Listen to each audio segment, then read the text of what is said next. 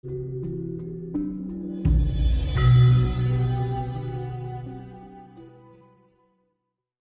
loh. Kepada kita semua sebagai khalifah fil ard, kata orang pintar mengatakan, pemimpin di muka bumi berarti goblok banget kamu apa-apa Tuhan. Lah, kata kasarnya begitu. Jadi ketika ada anak kecil, oh percaya saja adanya Tuhan, ya kita ikhtiar lah, kita sambil itu, kita sambil ziarah, karena hidup kita urusannya dengan arwah yang belum ke sana, masih berurusan dengan kita gitu, nggak langsung kita urusannya dengan cacing, iyalah gitu loh. Tapi kita bukan berarti nggak percaya dengan Tuhan. Ini perlu tanda kutip ya. Tuhan pasti ada, saya mengatakan, namun jangan apa-apa Tuhan. Ini pendapat saya, boleh lah gitu loh. Jadi kalau Tuhan dibayangkan itu seolah-olah di depan kita, kok mudah banget loh. Nabi Musa saja melihat nggak bisa, ingin melihat Tuhan nggak bisa gitu loh.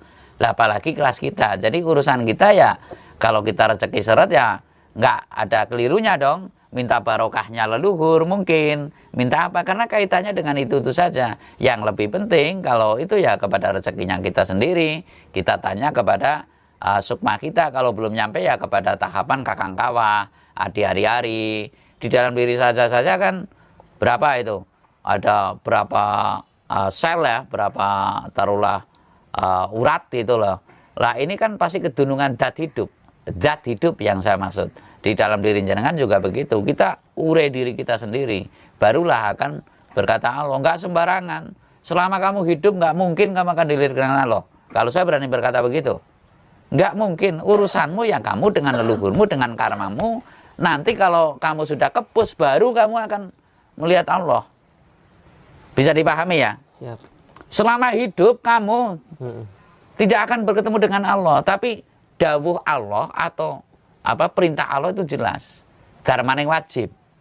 Kalau orang sana mengatakan ibadah, lah kalau kita menyampang dari ibadah, itulah yang dilarang Allah gitu loh. Lah sekarang kiai jual suara banyak ya. Kalau saya ibaratnya ini kan mungkin 1 jam. Kalau kiai yang kelasnya di manage, tahu nggak kiai yang di manage? Ada IO, event organisernya ya. Itu sekali tanggapan paling nggak 15 juta. Coba itu yang di Pati itu Ustadz siapa itu kan 15 juta, 10 juta. Nah kalau saya kan ya mau dikasih berapa Mas Haji, ibaratnya seperti itu. Ya kan, ini nyata, saya tidak niat atau suara, menjual suara. Lah kalau itu sudah pakai IO, berarti sudah niat jual suara, hati-hati. Itu loh. Nah ini penting untuk pemahaman. Ya silakan saja ada yang tersinggung, tapi saya nggak menjelek-jelekan kan, begitu loh.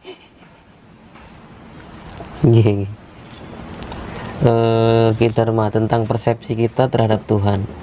Kan banyak sekali doktrin dan literasi yang mengantarkan kita pada angan-angan dan keyakinan kita terhadap Tuhan. Agar dapat mencapai pemahaman pada Tuhan yang sejati, bagaimana sebaiknya? Manusia itu kuncinya itu sebenarnya di weton.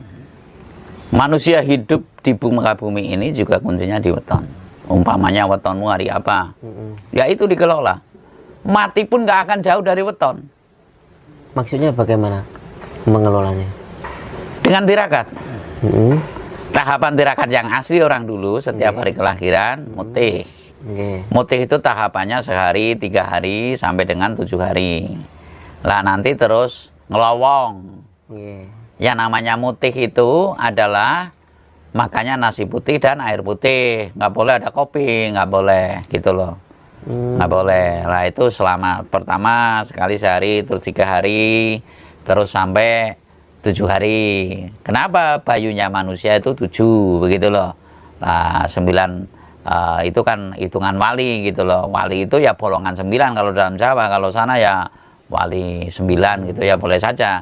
Bolongan 9 ya telinga, mata, hidung, mulut, sampai dengan dubur gitu loh. Lah, ini perlu diketahui, manusia selamat dan tidaknya itu ya oleh dirimu sendiri. Yang bisa menyelamatkan dirimu ya dirimu sendiri. Betul. Bukan orang lain. Lah, kalau orang lain itu sebagai faktor pendukung, yang lebih tinggi nilai spiritualnya mungkin di Arab-Arab kalau istilah kiai barokahnya. Ya sawabe kalau istilah Jawa gitu loh. Nah, itu njaluk restu, njaluk sawab gitu loh. Sawab itu ya kerelaan. jangan sampai gawe gelo lan cuane wong tua. Lalu tahapan yang kedua adalah ngelowong. Ngelowong tidak makan, tidak minum, tapi masih boleh ngomong. Nah, ini kan jarang dibenarkan nih. Boleh tidak makan, tidak minum, tapi masih boleh ngomong. Boleh jalan juga menemui orang. Lalu ngebleng. Ngebleng itu ya adalah nggak makan, nggak minum, dan nggak bicara, dan nggak kemana-mana. Di dalam kamar. Lalu pati geni itu makanya ada puasa ngeluat. Ngeluat itu seyogianya tidak ada cahaya, bahkan matahari sekalipun, ibaratnya begitu. Lah biasanya nyari ke gua-gua, itulah sebabnya orang dulu itu banyak dengan cara. Lah di situ akan berkata dengan siapa?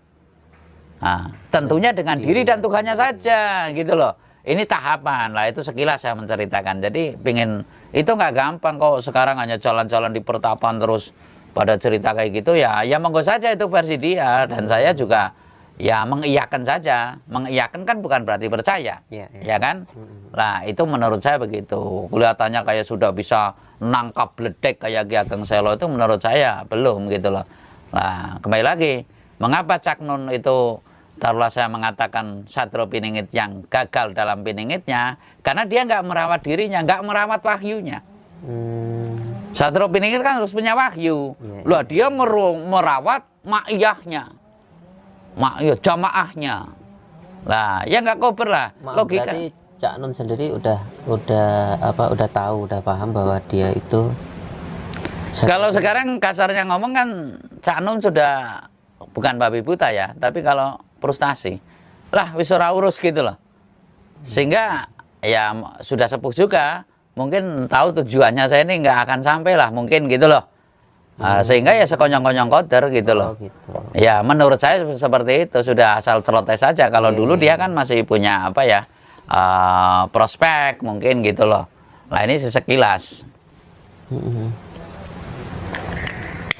Kalau laku spiritual panjenengan piyambak Ki Dharma, sejauh mana maksudnya? Kalau saya tahapannya kan sudah maworing kahanan. Maworing kahanan itu ya apa ya? Maworing kahanan seperti ini. Jadi saya sudah tidak perlu merasakan sedih, saya tidak perlu merasakan senang. Walaupun rasa sedih, rasa takut juga masih ada lah. Kayak tadi malam saya juga merinding gitu loh. Tapi saya tidak perlu. Jadi saya harus bisa melampaui gitu loh. Nah, lalu ngetut lakulah jering sukma. Lalu bagaimana? Ini kata-kata yang perlu dihikmati ya. Wong urip durung dianggep urip nang sing gawe urip. Kelamun durung migunani tumrap sepepadaning urip. Coba diulang lagi Ki Dharma.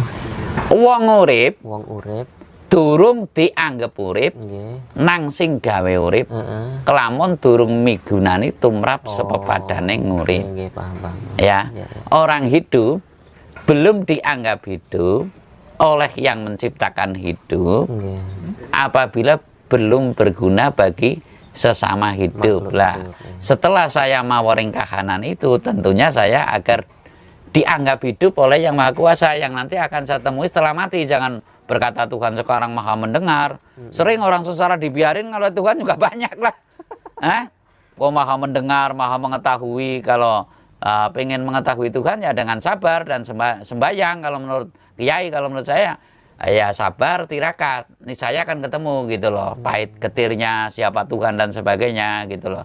Lah, jadi tahapan saya sudah bagaimana upaya saya bisa turut memayu hayuning bawono secara makro begitu loh. Lah saya meyakini dengan guru patuh, saya bukan tahapan guru tuduh.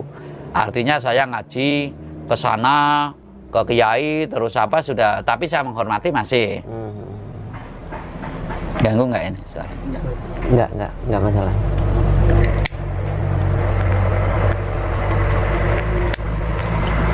Umpamanya saya ngaji ke sana kemari terus saya sudah nggak begitu, tapi saya menghormati tentu, karena menghormati itu adalah bagian dari umpamanya saya dengan Saya sering ditimbali ke Kiai Abdul Aziz Jember itu.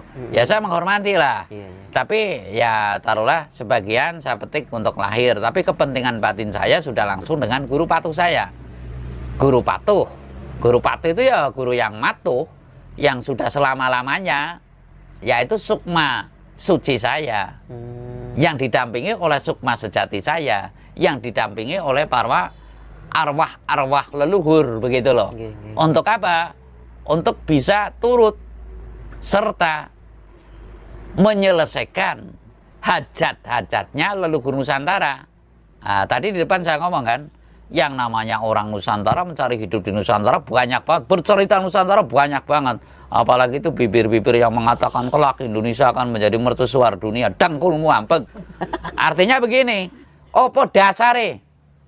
Lah, dalam rangka itu saya tirakat ini untuk turut memayu hayuning bawono, mbok menawa sesuai petunjuk saya laku di sini itu untuk siapapun harus ada yang ketitisan wahyu kepemimpinan Nusantara, bahkan yang berdampingan dengan wahyu kepemimpinan dunia.